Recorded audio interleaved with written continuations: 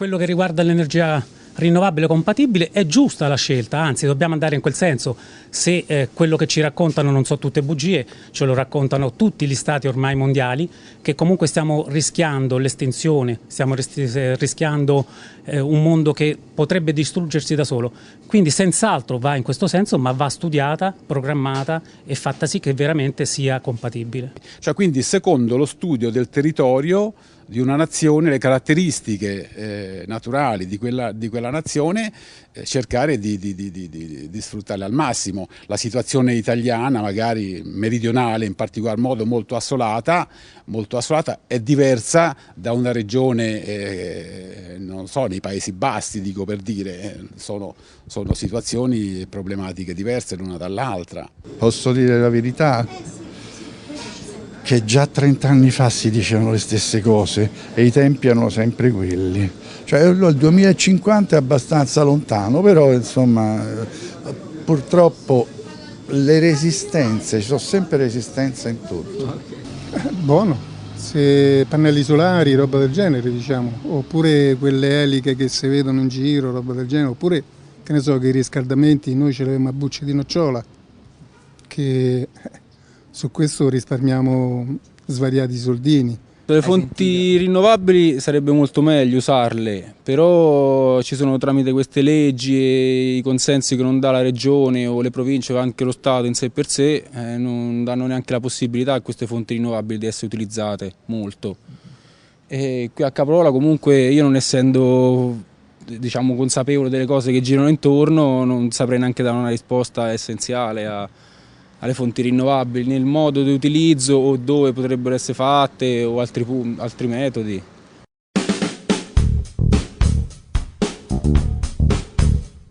Io penso niente, perché in pratica dalla nocciola ricaviamo i gusci, con i gusci ci riscaldiamo, di conseguenza è un po' come la legna è il cammino e io penso che è meglio di così.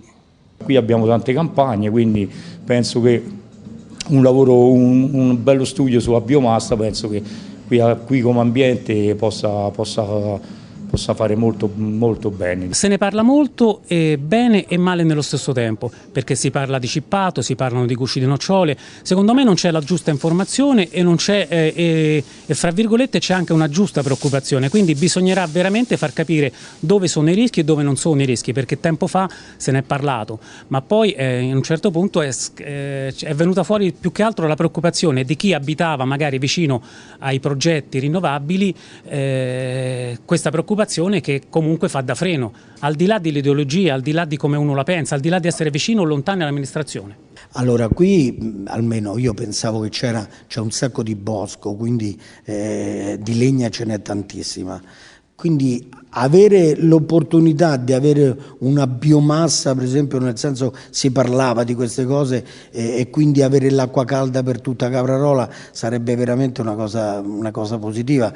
Però poi va a incidere dove fare la biomassa, se c'è un luogo dove farla, basta che non dà fastidio a quelli vicino. Facciamola in mezzo al bosco, così abbiamo legname sul luogo proprio. Personalmente io guardo di buon occhio, non lo so, la risorsa che la natura ci crea, il sole, cercare di indirizzarsi verso quel settore e trarre le maggiori conseguenze, creando il minor danno possibile a tutto l'ambiente. Insomma, che l'eolico o il geotermico sono settori che io non trascurerei assolutamente. Mettere distese di pannelli solari in mezzo alla campagna non è che sia una cosa tanto bella da vedere, almeno.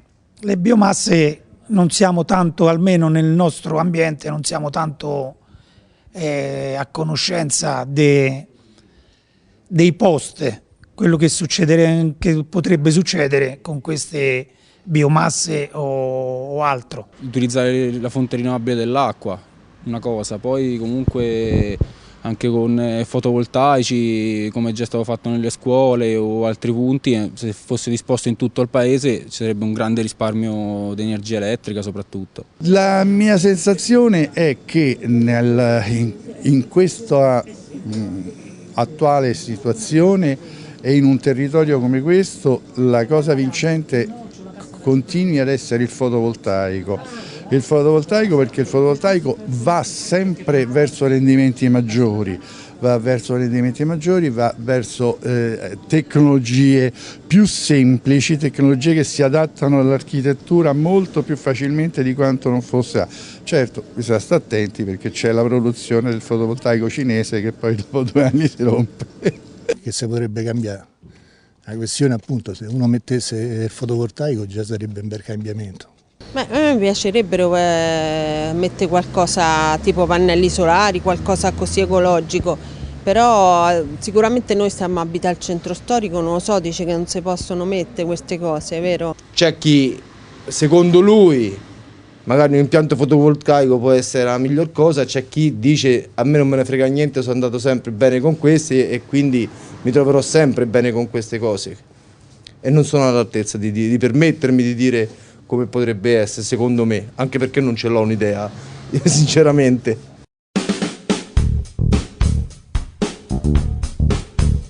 Credo che si possa ridurre il consumo di energia se si utilizzano degli accorgimenti nelle costruzioni, nella fabbricazione dei nuovi alloggi.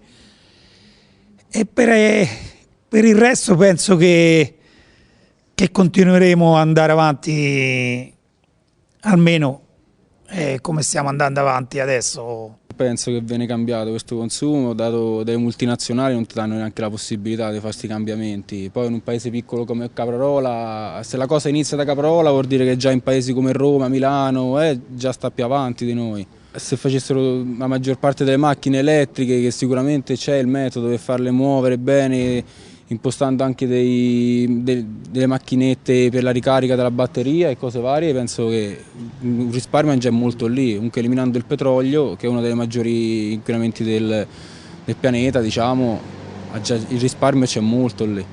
Ma sicuramente con gli anni uno si adegua, nel senso che se uno scaldava 5 camere e poi magari vivendone soltanto 2 può scaldare soltanto 2 camere, quindi eliminare qualche cosa sicuramente questo si può fare. Bisogna creare nuove fonti o solari o con le biomasse, ma qui il problema può migliorare facendo uscire meno soldi dai nostri comuni, dalle nostre province, dal nostro Stato, dalla nostra bella Italia. Quella nucleare non mi piace sinceramente, preferirei che non ci fosse, però se è un'alternativa che è meno invasiva di quella che abbiamo adesso, ben venga. Vivendo senza auto, senza macchine, si potrebbe stare molto meglio. Io spero che cambi perché veramente le bollette l'ho pagata una settimana fa, sono praticamente a casa viviamo io e mio fratello, quindi il consumo non ci siamo mai, ma il consumo non so perché è sempre altissimo. Spero veramente che trovino qualcosa, anche se per me, detto tra noi, qualcosa l'hanno trovato da anni, ma non conviene metterlo in giro. Purtroppo rimarrà su quello che è adesso, diciamo, stando attenti a macchine che consumano di meno, alle lampade a basso consumo, eccetera, però non vedo, almeno nel caso mio, diciamo, data l'età, eccetera, eccetera, degli sviluppi diversi. Beh, innanzitutto è necessario un dialogo secondo me oggi se da una parte con la tecnologia, vedi internet, sembra che noi parliamo di più, oggi secondo me parliamo ancora di meno, perché magari internet lo usiamo soltanto per scherzare o per ridere oppure per darci la buonasera, il buongiorno eccetera, però poi non si affrontano nella realtà temi impegnativi o importanti.